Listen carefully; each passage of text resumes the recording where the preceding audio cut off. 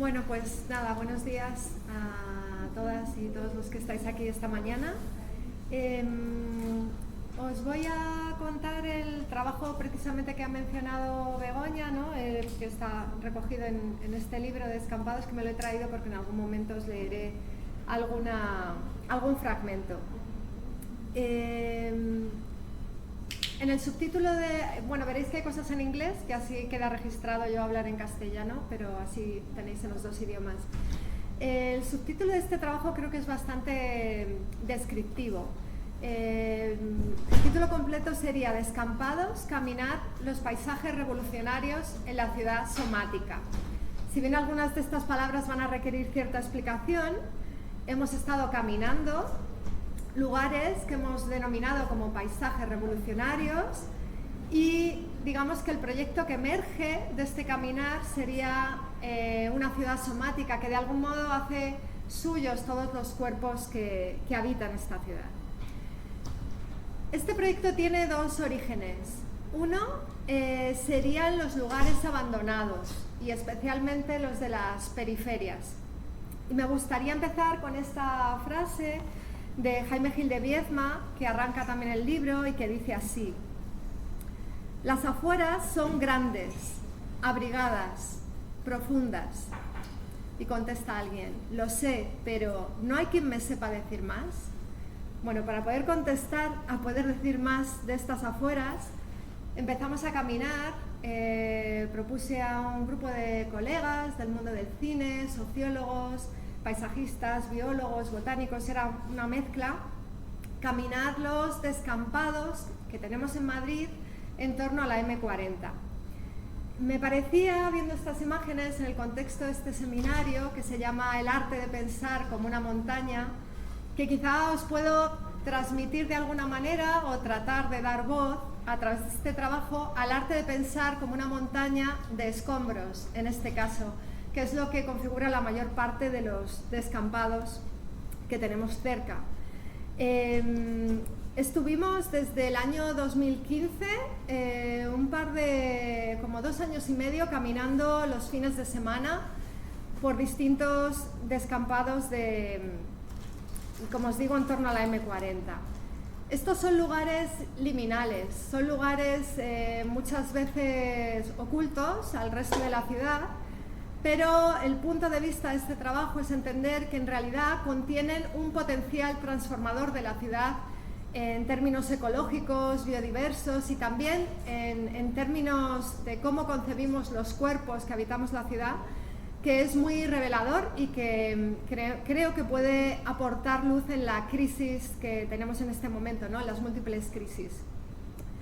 Empezamos caminando. Y en este caminar no solamente nos movíamos con nuestros propios cuerpos, sino que también nos movíamos en la historia con otros caminantes. Estas imágenes que veis son de la ciudad de Falkenberg, una ciudad que se construyó en 1913, justo antes de la Primera Guerra Mundial, por parte de Bruno Taut, un arquitecto que defendía de algún modo un cierto socialismo utópico. Y esta ciudad que también, de hecho, sus habitantes no solo se expresaban a través de estas caminatas, manifestaciones, sino que también se expresaban a través del color en sus casas como manera de diferenciación política. Celebraban fiestas multitudinarias que, digamos, todos los organizadores eran también participantes, ¿no? No había gente que organizara y gente que participara. A través de estas caminatas se hacían manifiestos políticos, se reivindicaba el espacio público y todas estas fiestas terminaban en este descampado de Falkenberg, que era donde se cuenta que Bruno Taut quería haber construido la corona de la ciudad, este edificio de cristal que albergara la voz de los ciudadanos. Cuando empezamos a caminar los descampados nos parecía que de algún modo, si bien nunca construyó ese edificio, esa arquitectura de cristal, de algún modo, de forma informal, los cuerpos de estas gentes construían esa corona de la ciudad cada vez que hacían esto año tras año, ¿no? En estas caminatas que terminaban en este descampado. Así que el descampado, lejos de ser un lugar en el margen, en el libro o en este trabajo, en estos caminares, lo veíamos como un lugar político que se ocupa conscientemente para reivindicar algo, ¿no? Igualmente, en el mundo del cine había referencias como la película Stalker, que conoceréis, donde estos caminantes se mueven en un espacio aparentemente conocido o normal, un paisaje que pudiera ser apacible, pero en el que las normas de la percepción y del movimiento están totalmente trastocadas, ¿no? Es decir, que en lo cotidiano, en estos descampados que tenéis seguro cerca de vuestras casas, se encuentra también la aventura, y eso es gran parte de lo que vivimos en estos años de caminar. Otra referencia relativa al cine era la película Sacro Gra. Gra es el grande raccord anulare de la ciudad de Roma, la autopista. Y en esta película igual un grupo de caminantes, digamos que dieron una imagen de la ciudad de Roma alternativa a través de todos estos espacios residuales en torno, o que solemos llamar residuales, en torno a la autopista. Esto nos inspiró a, de algún modo, caminar este anillo de la M40, ahora después os explicaré por qué. Y digamos que esta cuestión de mirar a la periferia para entender las ciudades que tenemos y entender cómo mejorarlas o cómo vivir en una sinergia mayor con otros organismos que no son humanos, también tenía antecedentes en la historia de la arquitectura, por ejemplo a través de Ugo La Pietra, que tenía este proyecto Grados de Libertad en la ciudad de Milán, y que más o menos venía a testificar que según íbamos hacia la periferia había una libertad mayor de prácticas, un activismo mayor en la reivindicación por la ciudad y una invención mayor. En estas caminatas y de algún modo en esta cosa que quiero hacer hoy de relacionar con el arte de pensar como una montaña, me gustaría pensar que a través de caminar estas montañas de escombros hemos adquirido algo de esa sabiduría de las montañas. Había como en las acciones de Lawrence Halprin y Anna Halprin una actitud de percepción máxima, no solamente referido a lo visual, sino todo lo que significa moverse en un terreno accidentado, que no se conoce, muchas veces medio oculto.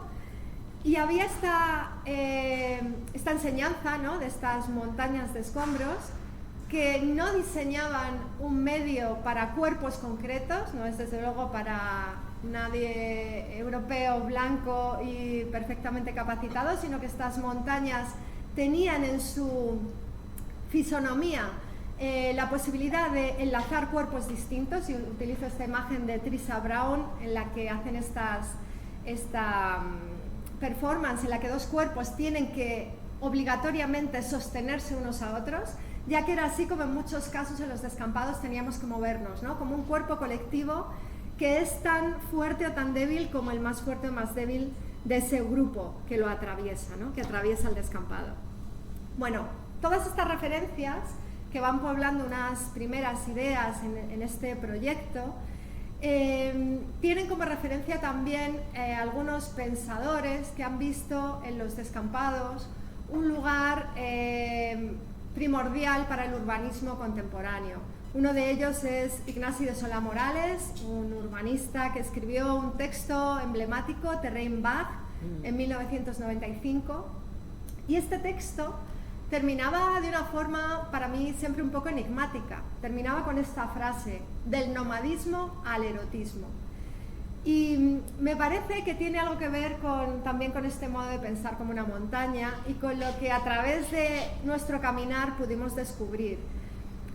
Ignasi de Solà-Morales decía que los descampados eran todo flujos, eran todo inestabilidad, impermanencia, y por eso nos enseñaban lo que ocurría en la ciudad. Es decir, era todo movimiento, moverse nómada.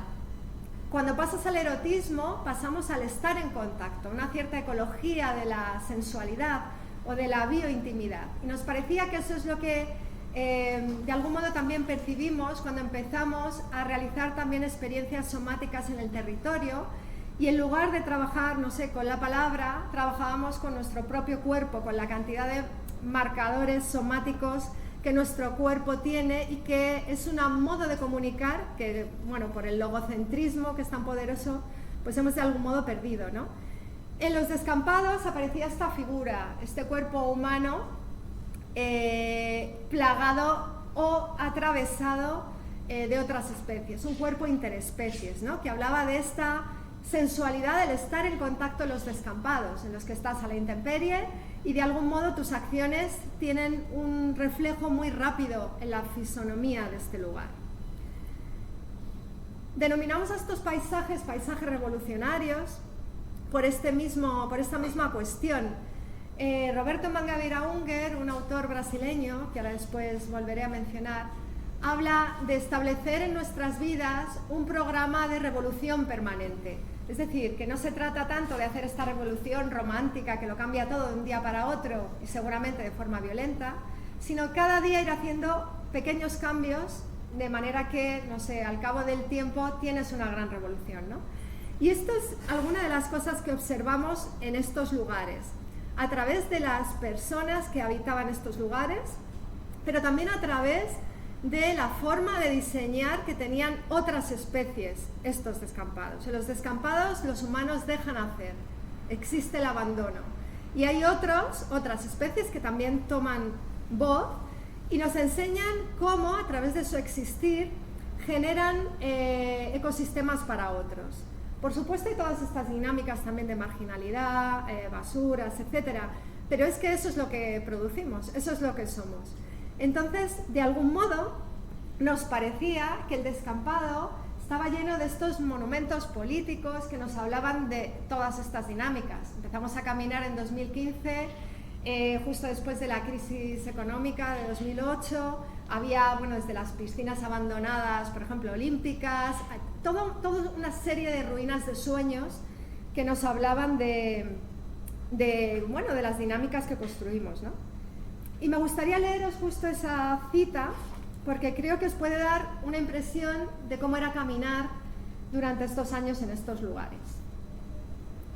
Esta última década, entre dos crisis globales que aún nos atraviesan con fuerza y la conciencia cada vez más presente de la emergencia climática, en nuestro caminar hemos paseado por algunas de las ruinas de aquel ideal de progreso interrumpido. Entre los cascarones de los múltiples proyectos olímpicos frustrados, las estructuras de proyectos urbanísticos inacabados, solares urbanizados sin expectativa alguna de ser construidos en un tiempo próximo, nos veíamos flotando en un tiempo suspendido. Esta cuestión del tiempo es bastante importante en este punto de vista del pensar como una montaña, que nos parecen siempre como estáticas, ¿no? Pero se mueven y cambian. Y en los descampados es especialmente importante porque siempre los vemos como un punto en una línea de tiempo. No los vemos como en su espacialidad, en su identidad. Los vemos que están a la espera de ser construidos o a la espera de ser otra cosa. Aquí los queríamos ver en lo que ellos son y en lo que habían soñado ser. Esta imagen es una imagen del anillo verde metropolitano que en el año 46 proponía en el Plan General de Ordenación de la Ciudad Pedro Vidagor. Antes de la Guerra Civil ya Secundino Zuazo había visto este anillo verde que rodeaba Madrid. Madrid empieza ya a quedarse, estamos en la última oportunidad, diría, de conseguir este anillo con el bosque metropolitano, ¿no? Que es un proyecto que está ahí ahora mismo sobre la mesa. Pero queda ya muy poquito terreno en la ciudad de Madrid para hacer este sueño. De algún modo, al caminar estos descampados, creíamos estar performando este sueño que nunca se hizo, ¿no? Este anillo verde que rodeaba la ciudad. También otros sociólogos de la talla como Mario Gaviria habían visto en este lugar una posibilidad de transformación para la ciudad en términos de producción de comida en proximidad y de generación de estas economías circulares a través de esta agricultura periurbana que proponían ya, pues esto era el año 88, el libro de la agricultura periurbana, para estos lugares, ¿no? Es decir, al caminar de algún modo performábamos ideas de ciudad que o bien habían quedado abandonadas o que o bien se estaban recuperando en este momento. Las montañas de descampados tienen muchas enseñanzas. Por ejemplo, una de ellas es que el tiempo no es lineal, es cíclico, y que las estaciones producen cambios fundamentales, es decir, que habitamos un ecosistema vivo. En nuestros parques siempre están verdes, ¿no? No hay invierno, verano, da igual. Aquí, como veis, era muy diferente. Así que si os llevo por un cierto paseo por estos lugares, podemos entender que hay también como una enseñanza de fondo de lo que pueden ser o son nuestras ciudades y sus ecosistemas.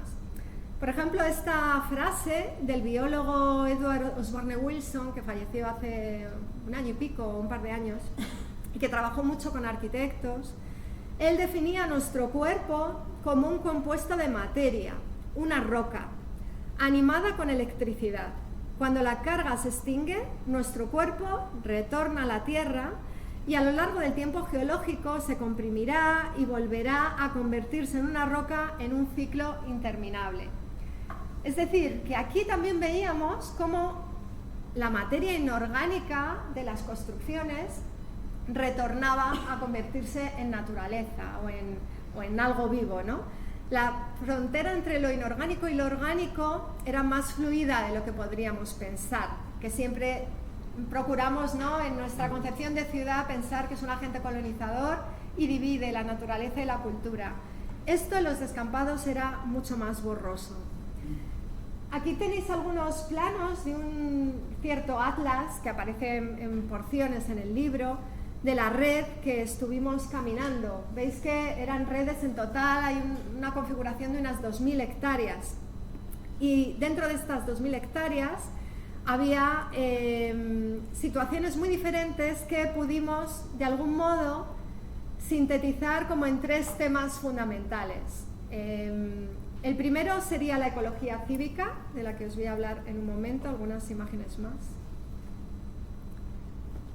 Antes de eso, no hay ecología cívica sin la creación de comunidades. De algún modo, nosotros y nosotras, como caminantes, queríamos convertirnos en esa comunidad, en contacto, en esta biointimidad con el medio. Acciones como estas, de un proyecto denominado Sunset Expander, este expansor del atardecer, proponía algo muy sencillo: convocar a la gente que quisiera venir a observar en el descampado un atardecer. A la vez estuvimos diseñando determinadas instalaciones que ampliaban este atardecer y que nos permitían, como esta, y que nos permitían dar voz a esa ciudadanía en esos momentos del atardecer, ¿no? Así que el atardecer se convertía en un enlace entre, bueno, el cosmos, la tierra, la política y las reivindicaciones de los cuerpos que habitan una ciudad en un lugar muy frágil como eran estos descampados, ¿no?, invisibles para la mayor parte de los ciudadanos o para muchos de ellos. La ecología cívica, este primer aspecto que nos gustó como aprender de él, era, tal y como lo define Marianne Krasny y sus colegas de Cornell, lo definen como cuando los ciudadanos cogen riendas en el asunto, toman cartas en el asunto y en lugares abandonados se deciden a cuidarlo, ¿no? Y esto está basado en la biofilia, ¿no? Aquí teníamos como referencia de nuevo a este biólogo, a Edward Osborne Wilson, que habla de cómo tenemos un vínculo interespecies que nos hace sentir bien, ¿no? Este te quiero hecho con vasos rojos en un descampado, pues esta formulación de la ecología cívica que se manifestaba en plantación y protección de nuevos árboles, de flores en lugares abandonados, en los vecinos de O'Donnell, por ejemplo, vecinos y vecinas que cogían escombros de estas montañas y lo utilizaban para señalizar un camino, de algún modo, para hacerlo propio. O esta manera aquí a la derecha de una familia migrante de un sitio en el que, bueno, es una cierta área de impunidad, uno puede hacer lo que quiera, dedica ese espacio a cultivar para sobrevivir, ¿no?, y para enraizarse en una tierra nueva. Igualmente, la ecología cívica se destacaba en una relación no solamente con el cultivo. Estos son unos huertos municipales que se instalaron después de que vecinos y vecinas en esta misma área de O'Donnell estuvieran cultivando, digamos, por iniciativa propia. También estaba la relación con otras especies, con animales, ¿no?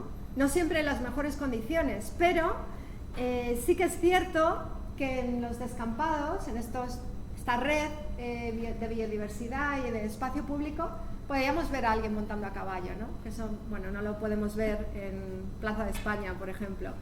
Entonces, esta cuestión de la relación con otras especies, que de algún modo también nos hace tener este bienestar. Se habla mucho de esta ciudad, ¿no? De los 15 minutos, donde en 15 minutos tienes acceso a todo lo necesario.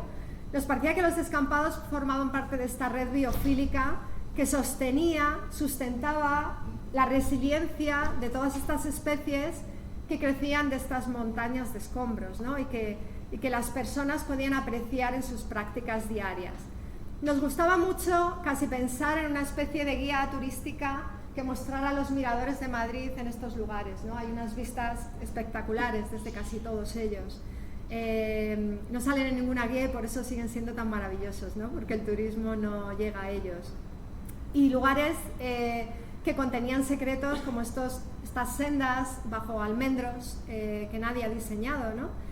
Entonces, creo que parte de la enseñanza de este pensar como una montaña es entender como las montañas de escombros son también un programa de revolución permanente, que permiten que otros y otras crezcan sobre ellas, que permiten variabilidad de unas caras y otras, y de algún modo también en esta ecología cívica lo que aprendimos es que configurándonos como comunidad de caminantes, en los que también participó la universidad, también era una comunidad de aprendizaje, y de aprendizaje de un ecosistema que en las ciudades parecemos haber olvidado.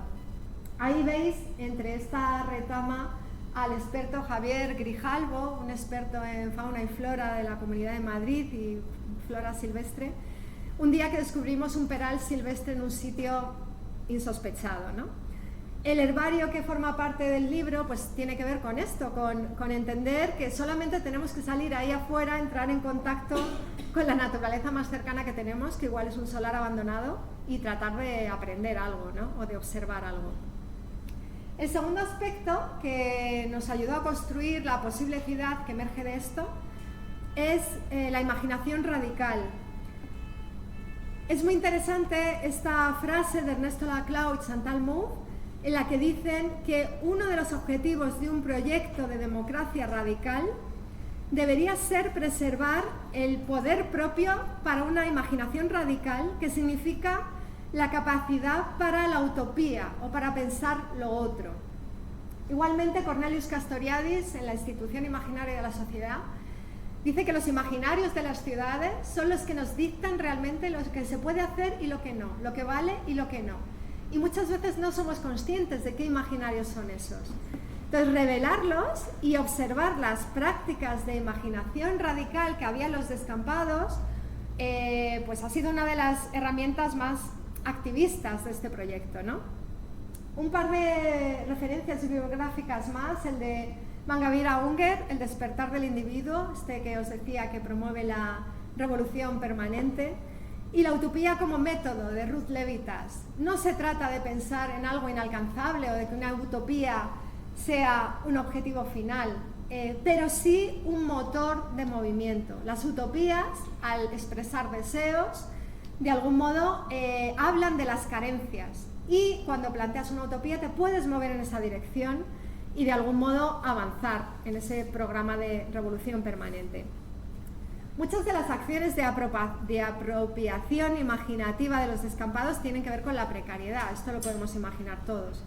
Pero otros también, como este campo de golf en este descampado, pues tienen que ver con la cuestión de hacer cosas con lo que tienes a la mano. Esto también nos llevaba a otros proyectos que han sobrevolado la historia en esta cuestión de cómo podemos reimaginar nuestras ciudades. Esta imagen nos parecía muy interesante. Es de un proyecto realizado en los años 70 por Ren Koolhaas y otros colegas, que se llamaba Berlín as Green Archipelago, Berlín como archipiélago verde. Y lo que proponían eran, en un momento en que la ciudad estaba encogiendo, su población estaba descendiendo, iban a demoler determinadas partes de la ciudad y eso sería un gran bosque. Así que Berlín se entendía como unos fragmentos, como unas islas, formando un archipiélago, unas islas construidas en un mar verde. Y ahí surgían todo tipo de invenciones. Ahí arriba a la izquierda había algunas imágenes de lo que imaginaban que esa ciudad como archipiélago en un bosque podría ser, qué relaciones ecológicas podría haber, qué empatía se podía generar entre los distintos habitantes, ¿no? Los humanos y los no humanos. Aquí abajo algunas escenas de los descampados madrileños, ¿no? Igualmente, con los habitantes de los descampados con los que nos cruzábamos, hicimos el ejercicio de pensar, vale, si la imaginación radical es una herramienta, vamos a poner algunos escenarios, ¿no? ¿Qué pasaría si no tocamos estos descampados a lo largo de 100 años? Se convertiría en un bosque, la imagen de la izquierda. ¿Qué pasaría si depuráramos todas las aguas negras de la Comunidad de Madrid según humedales y plantaciones de plantas macrófitas? Podría hacerse, generaríamos un ecosistema más húmedo, que nos viene fenomenal en verano. Bueno, pues efectivamente podría hacerse, había espacio, sobraba espacio en esta red de descampados. Es decir, ¿qué nos impide tomar determinadas decisiones ecosistémicas que cambiarían la forma que tienen nuestras ciudades ahora, que es relativa a los combustibles fósiles? ¿Qué pasaría si la forma de nuestras ciudades fueran relativas a sus ecosistemas o sus posibles ecologías, incluso del reciclaje? Bueno, pues esto lo estuvimos viendo también en un proyecto, en el proyecto del Bosque Metropolitano, que más o menos veis, todo el anillo verde, esta parte de aquí es parte de la red de descampados que os he enseñado. En este proyecto nos imaginábamos Madrid no como un archipiélago verde, sino como un archipiélago marrón, de tierra, de suelo fértil, porque en realidad Madrid no es muy verde y está bien siendo marrón.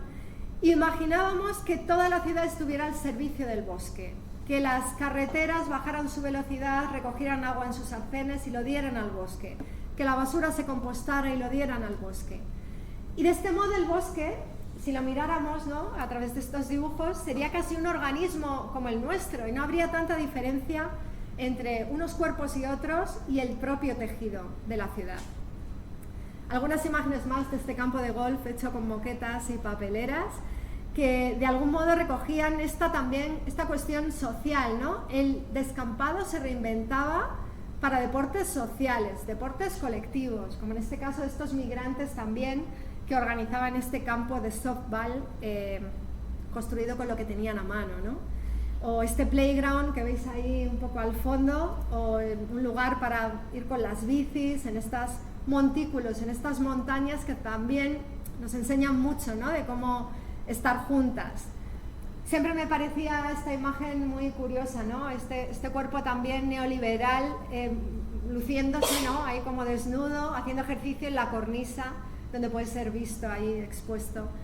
Me recordaba, no sé si hay arquitectos por aquí, pero me recordaba a Ren Koolhaas en Delirious New York, sacaba a los boxeadores en el rascacielo comiendo ostras desnudos con los guantes de boxeo, ¿no? Y este señor de allí de la izquierda me parecía este señor casi con guantes de boxeo comiendo ostras mientras se miraba en el mirador del descampado, ¿no? Así que de algún modo el otro origen para este trabajo eran los cuerpos, pero los cuerpos abandonados que tenemos en el nuestro también, ¿no? Siempre pensamos esta distinción entre la naturaleza y la cultura y esta distinción entre nuestro cuerpo y otros cuerpos animales. Marie Bardet en esta frase dice: nuestra manera de acercarnos y pensar el cuerpo incide en los modos que tenemos de pensar y practicar lo social, lo técnico y lo político, y yo añadiría que lo urbano. Creo que no hace falta explicar que el cuerpo que emerge de todo esto es este cuerpo interespecies que ya os enseñé en un momento antes. El ratio de extinciones de especies está aumentando cada vez más y en cambio el cambio de creación, del emerger de nuevas especies se está ralentizando. Y Wilson comentaba, tenemos que cambiar nuestra propia autoimagen como especie para poder hacer otras prácticas. De algún modo lo que aquí se trataba era de entender esta ciudad somática, que es la parte final, con esto termino, esta ciudad somática como una ciudad en la que cuerpos diversos se adentraban en estos lugares y de algún modo en este contacto emergía una transversalidad, que es la transversalidad vital que nos compone. Nuestros cuerpos están hechos de bacterias, hongos, protistas. Solo el 10% de nuestras células es humano. ¿Cómo no diseñamos con nuestras especies compañeras, ¿no? Como diría Donna Haraway. Entonces, esta ciudad somática, se trataría de una ciudad diseñada no solo para humanos, sino para y con lo más que humano.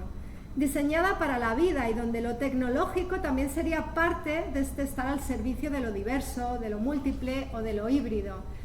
Son cuerpos de algún modo bastardos los que emergen aquí, ¿no?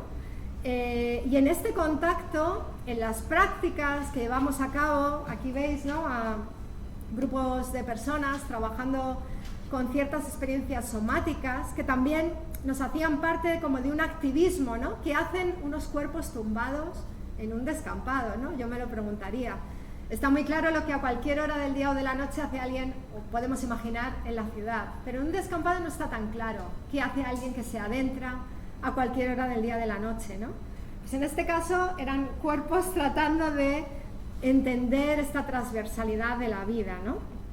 De algún modo así, cuerpos humanos y no humanos se comprendían como agentes que desplegaban sus mundos en el medio, que entraban en contacto, a veces en conflicto, pero que de algún modo de ese contacto podía emerger un diseño de ciudad diferente. Decíamos aquí que estos mundos no pueden comprenderse por la suma de sus partes, sino que a través del movimiento y de los imaginarios compartidos se ponían en relación, y de algún modo la identidad de si uno es humano o no era tan relevante, sino este caminar o este moverse juntos o juntas. El caminar mismo, en este dibujo trata de representarse eso, tiene un montón de patrones animales que preceden al propio caminar. Primero, antes de caminar, rectamos, gateamos y luego ya caminamos, ¿no? El propio movimiento de nuestra mano, esa mano que veis ahí en el centro, tiene que ver con movimientos de flores, movimientos animales como las medusas. Así que en el movimiento, que está muy presente en la técnica somática, el método Feldenkrais, que es el que usábamos aquí, aparece esta transversalidad de la vida, ¿no? Y de algún modo ponía de relevancia tres cuestiones que nuestras ciudades hacen, ¿no? La primera, la tenéis ahí, la rigidez de las categorías y estándares que definen organismos y medios. Un parque es un parque y hay determinadas cosas, una calle es una calle, es decir, todo está perfectamente pautado. Los descampados nos proponían espacios no tan controlados, con lugar a la invención y a esta imaginación de lo otro o de ciertas utopías. La segunda cuestión era la agencia no humana en términos de diseño urbano. ¿Cómo diseñan otras especies? Ahora os enseñaré una imagen al respecto. Y por último, la conciencia de un imaginario corporal distinto para revolucionar nuestras prácticas. Siempre pienso que si los arquitectos reconocemos este cuerpo interespecies o los ciudadanos y ciudadanas simplemente reconocen ese cuerpo interespecies, lo que diseñamos, las prácticas que hacemos van a ser muy diferentes. Así que digamos que una de las tesis finales del libro y de este proyecto, que duró, bueno, pues casi hasta 2022 con la publicación, era estos cuerpos y ciudades interespecíficas. Si este Frankenstein multiespecies es nuestra carnalidad, nuestra ciudad también podría imbricar mucho más en terrazas, cubiertas, arcenes, descampados, redes biofílicas. Y me gustaría acabar con esta imagen, creo que tengo alguna más, pero el arte de pensar como una montaña de escombros podría ser esta cuestión de dejar que otras especies diseñen. Me gustaría enseñaros en una obra abandonada una montaña de tierra que genera este jardín de flores que bien podrían haber diseñado nuestras amigas anteriores, ¿no? El diseño se suele entender como una imposición, se impone un dibujo, en la definición de la RAE lo podéis encontrar, ¿no? Siempre es como la imposición de algo. Pero en este caso hay unas especies que en su acto de existir generan, no sé, hay polinizadores, generan vida a su alrededor. Me parece que el arte de pensar como una montaña podría ser el arte de no tenerse que mover tanto, de estar en tantas partes, podría ser el arte de dejar diseñar a otras especies en nuestras ciudades, que muchos de estos descampados que habéis visto, como este o este, han desaparecido porque, ¿recordáis ese almendro que había un señor sentado hace un ratito? Esos, por ejemplo, se anuló, se eliminaron todas las especies arboladas que había ahí para generar un parque convencional, ¿no? De todo se aprende y la propia ciudad de Madrid está aprendiendo y ahora ya no lo hace así, ¿no? Pero digamos que el arte de pensar como una montaña, y creo que sí, que acabo con esta, podría ser ese dejar hacer y también dejar que distintos cuerpos pudieran coexistir sin tanto miedo a esa cuestión de lo salvaje, entre comillas. Sabemos que no es una naturaleza salvaje, pero es algo silvestre, ¿no? Nadie lo ha plantado, nadie lo ha diseñado y creo que puede tener muchas enseñanzas. Bueno, gracias a todos.